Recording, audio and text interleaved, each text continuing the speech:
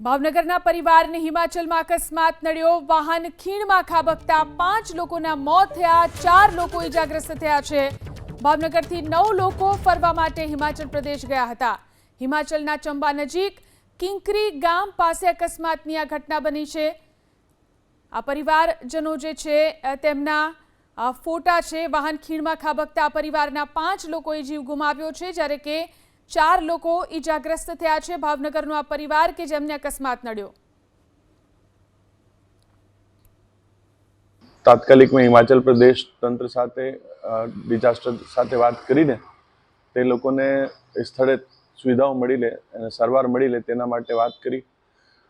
Total 9 જણા ફતનાની family અને ભોપાણી ફેમિલીના આ પ્રવાસમાં ગયા હતા, જેમાંથી 4 જણા અત્યારે સારવાર હેઠળ છે અને 5 જણાનું દુઃખદ અવસાન થયું છે।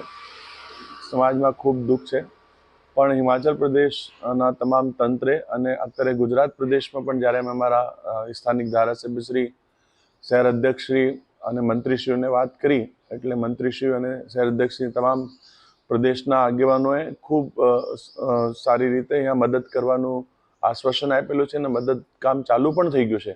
હાલમાં સારવાર હેઠળ 4 લોકો છે, એમને ચિંતા નથી બહુ, એમની અંદર ખતરાથી બહાર છે બધા।